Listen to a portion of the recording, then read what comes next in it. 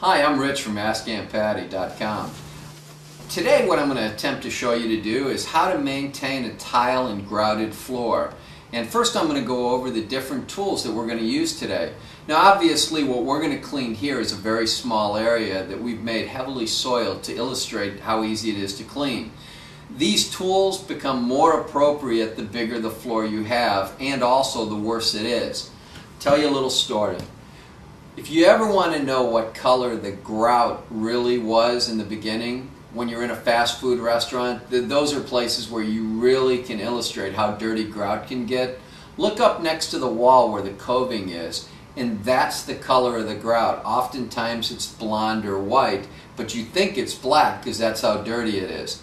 Even if you have a floor that's that bad, I'm going to help you get it clean today. This product that I'm going to use is a Grout Smart type product. I really like it because it's environmentally friendly. It has the green seal. Now, for daily renovation, which would be for maintenance of your floor if you clean it once a week and it's already pretty good, and you just want to keep it up, you only need to use 1 ounce per gallon, so it's very cost effective. Now, if you got a really bad floor, okay, and say this floor has really been abused, and it's a restaurant or commercial building, it's your floor at home, a home you just bought, then the max you're going to use is 12 ounces per gallon of water. Now what we also recommend is, especially when you're doing stuff like cleaning grout, you want to let the chemical do the work. So what we're going to do is, when you put this chemical on the floor, I don't want you to start scrubbing right away.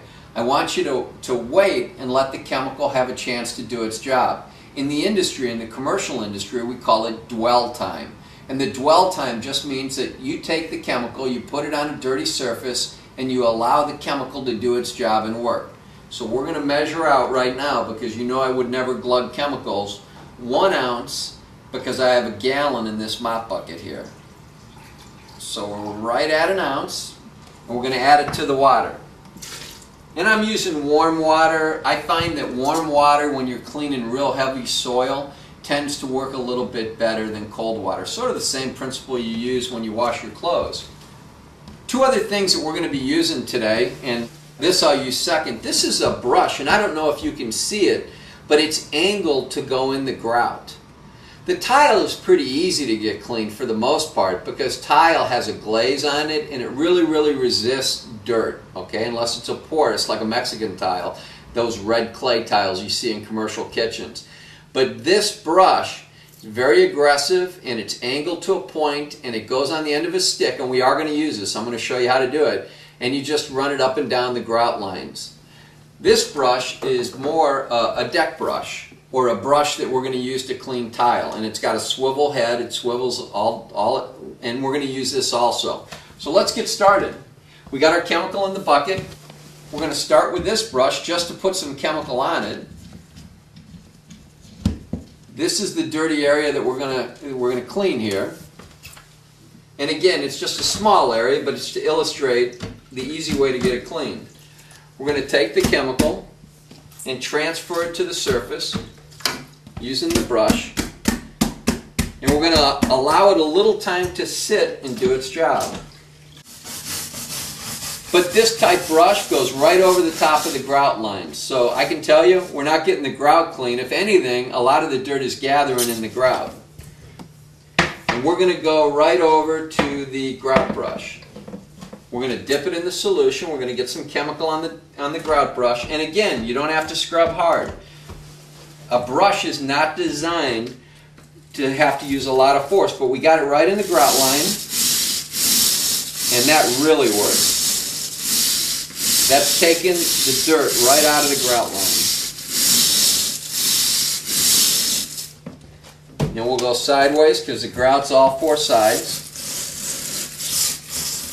Try and contain this a little bit. We'll get that one, and we got one more real dirty grout line here. And I'm going to switch over and start using the mop. This mop is a very different mop that we're going to use today. In fact, you probably don't recognize it as a mop you've ever seen. This is a mop that's designed to clean tile and grout. The reason is it's very absorbent. It uses almost like t-shirt type material, so it's very soft. But unlike a string mop where the edges of the tile, if you get down on your hands and knees and you actually feel them, you'll find that they're very sharp. And when you use a string mop or even a sponge mop, the roll-out sponge mop, you'll find that it cuts your mop. It'll ruin your mop if you're doing a big floor. This particular mop is designed specifically to do tile, and it won't cut the mop, it won't leave little strings on the floor. So the first thing we're going to do is we're going to dip it in the water. And for the sake of convenience, I have one of my own old commercial mop bucket and wringers. We're going to wring it out, because really what we want to do is pick up the dirt in the water. So we'll wring it out. And then what we're going to do is we're going to transfer this loose dirt and the water that we have into the mop. The mop is just basically a carrier to remove the dirt. Now this mop is very launderable. It's a very good mop. I find using a mop it's best to work in a figure-8 pattern. To lay the mop on the floor just like you were dancing. We hope you learned something today. Not that hard if you approach it with the right products and the right tools. And thank you very much for your time.